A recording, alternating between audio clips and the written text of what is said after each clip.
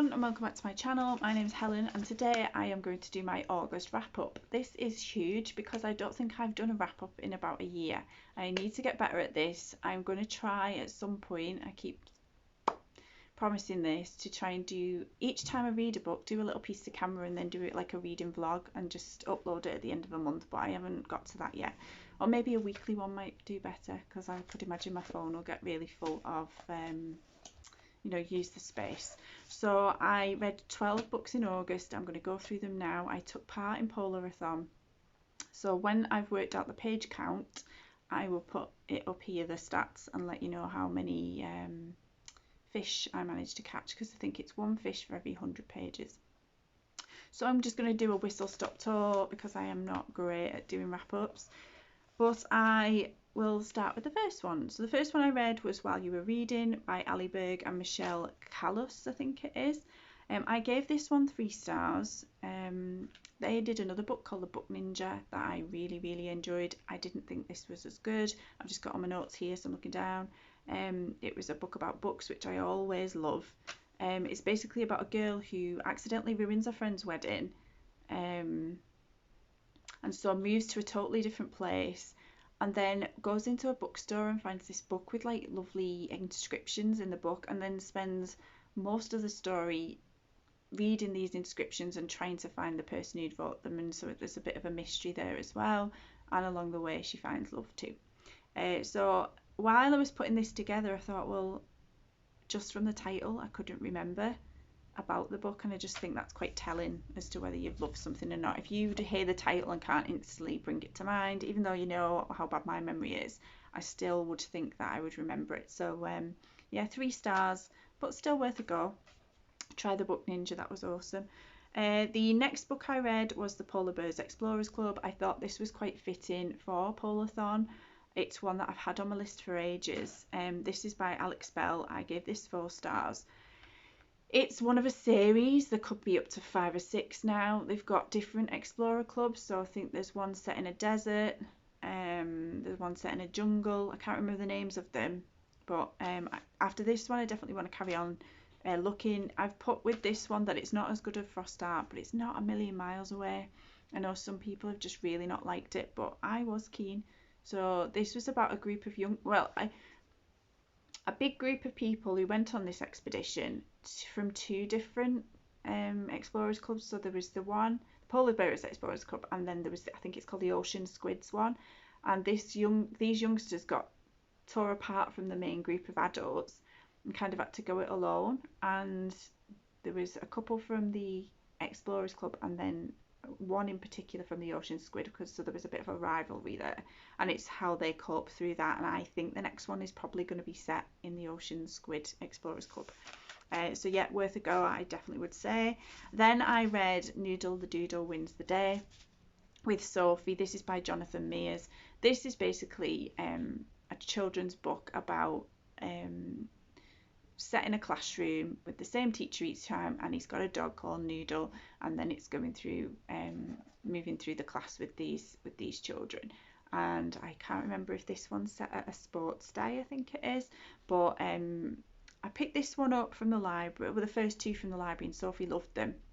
They're actually perfect for children with dyslexia because they've got the yellow pages and the big print, so they're actually dyslexia books. But Sophie loves the story so much so that when it was her birthday in August I bought it ready, and she loved it.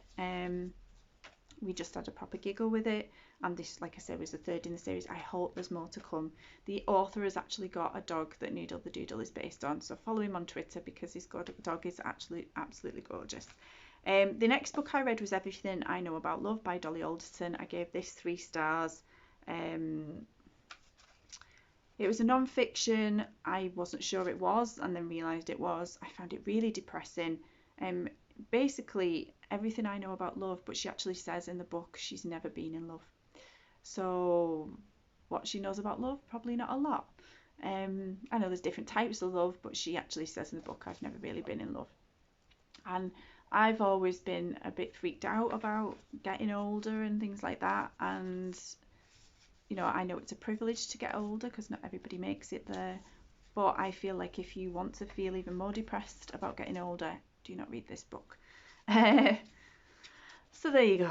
The next book I read was The Midnight House by Amanda Gade. This was one I had to review for somewhere, and I give it 5 stars. I love it when you get a book that you haven't necessarily picked out yourself, but it's just so unexpected. It's a historical fiction. It's not the first that I've had to review like this, where I've got a historical fiction and absolutely loved it. So I think I need to explore that genre more. So if you've got historical fiction recommendations, please put them in the comments below, and I will certainly check them out, because yeah, there's been quite a few 5 stars, and I think I need to explore that more, especially as this reading month I'm looking back through the books I've read, and there's been a lot of 3 stars and in some cases 2 stars, so I need to get those 5 stars back. This has 2 timelines, one set in 1940 and one set in 2019. It's set in Ireland, and it's looking back on this family, and this girl's exploring what happened to a particular member of this family, and it's really intriguing. So I can highly, highly recommend The Midnight House by Amanda Gade. Then I read The Retreat by Sarah Pearse. This wasn't one that was meant to be on my TBR for August, but it came in at the library. I'd loved the sanatorium, so I wanted to read this. I gave this 4 stars. I read the sanatorium for Eurovisionathon, and I found it really intense and really creepy. This one was less intense and very much slower paced, and I was thinking, oh, and come on, hurry up. And then the last 150 pages was the best bit, and that pushed it up to 4 star, because I think otherwise it probably would have been 3 star. It would have been good to read them closer together, because there is a bit of crossover between the sanatorium and the retreat. Probably could read them separately, but because it's the same main woman who's the investigator in it, there's a bit of backstory there that comes across in both books. So yeah, give it a go, definitely. I really enjoyed this one, but keep going, because it does get better. The next book I read was Never Gonna Happen. Again, another one where I had to start looking up what it was about, because I couldn't remember it just off the title. This is by Heidi Stevens. I give it 3 stars.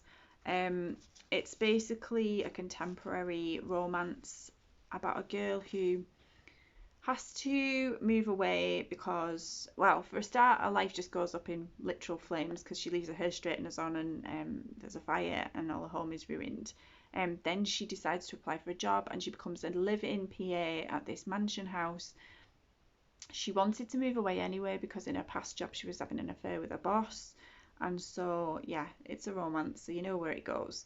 But there's different members of this family that she does and doesn't get along with, and yeah, I enjoyed it, but 3 stars. Then I read It Was Always You by Emma Cooper, another 3 stars. It says, the kind of tagline was, should you go back and rewrite history?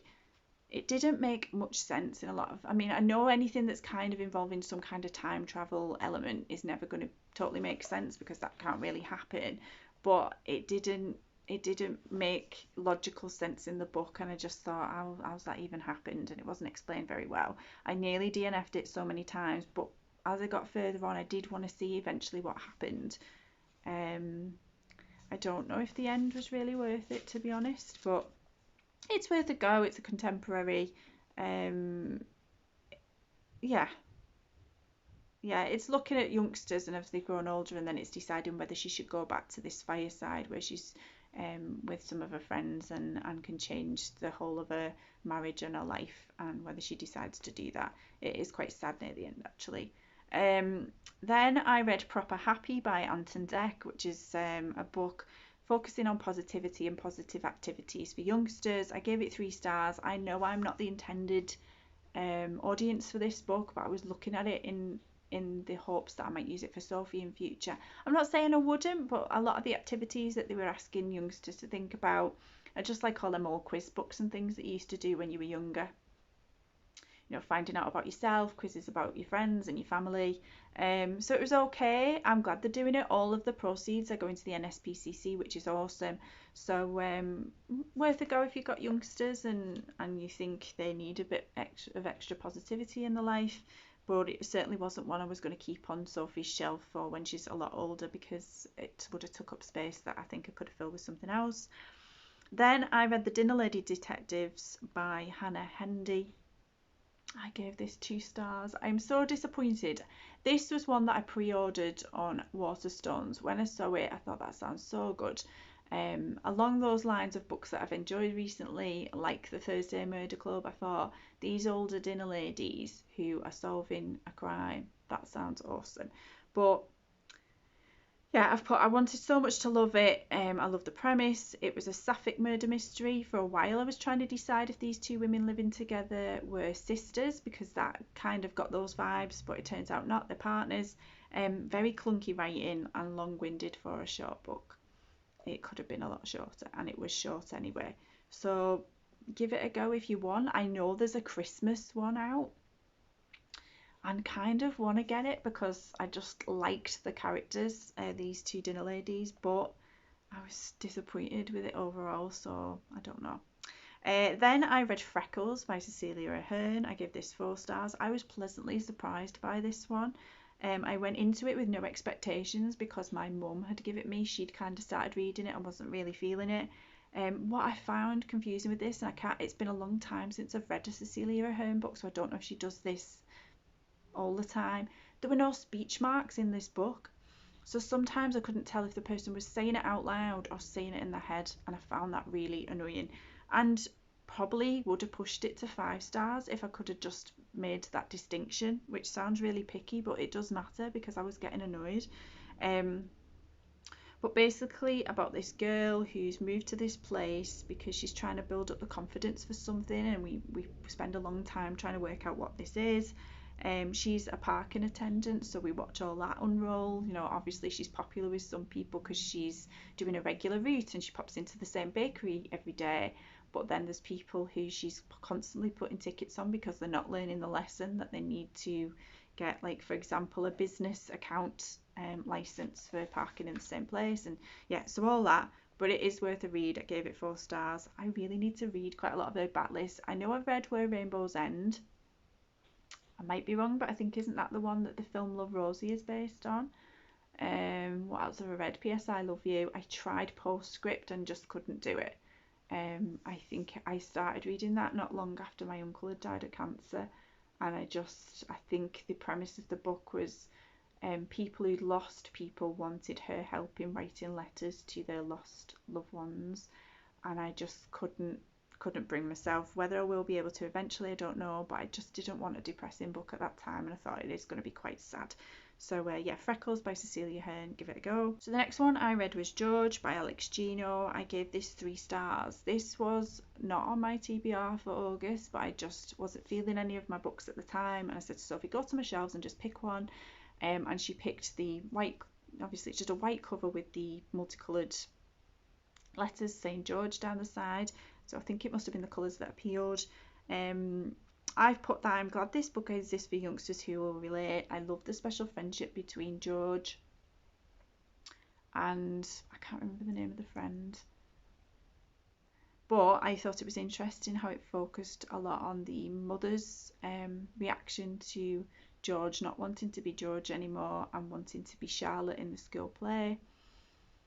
And the brother's reaction as well, because the brother just went with what George was comfortable with, but the mother really struggled. And I think it's important to see those reactions because there will be reactions like that in real life. But I did put that it needed to be longer because I think it was very good at describing the issues. I think this is classed as a middle grade, not a young adult, but they're discussing these issues anyway, so they might as well go a bit deeper into it because children can handle it. And it's good for them to know if there's somebody in their class who doesn't relate to being the sex that they are and wants to be the opposite sex, then they're going to come across other children in their lives who are going through these kind of issues. And so I think this could have been longer, gone deeper, and I think that's why I only give it 3 stars. But like I say, glad it exists, because if Sophie or one of her friends feels this way about themselves, I would like to think that Sophie, if she read this book, would then feel comfortable to support the friend like the girl in this story does. Helps George to dress up in the clothes that they feel comfortable in and go to the zoo with her uncle and live her best life as a girl. So yeah, loved it. And then that was it. That was the 12th book. I did start reading The Accidental Influencer by Bella Younger, but I didn't finish it in August, so I'll talk about that in September. So they were the 12 books. Hopefully I will have slotted in how many fish I caught for Polarthon. And so yeah, a good reading month with 12 books. I don't know, I can't remember how many of these are actually on my TBR. I feel 1, 2, 3, 4, 5, 6, 7, 8, 9, 10. 10? Is that right? 1, 2, 3, 4, 5, 6, 7, or 9. 9 of them were on my TBR. I can't remember how many books I had on that. So if you want to go back and check out my August TBR, go and have a laugh at which ones, because I know there was a pile that I still hadn't done. Lexicon I didn't get to. Winter I didn't get to because that's a chunky book and I knew I wouldn't get it finished in time. There's at least 2 that I didn't get to. So hopefully I'll have better luck in September. But I hope you enjoyed the wrap up, and I will try my best to definitely do a September one. Actually, I'm doing vlogs in September of Polarthon and Scooby-a-thon, so I won't need to because I'll be talking about each book as I've finished it. So there you go, there's the vlog wrap ups instead. Alright, thank you for watching, bye.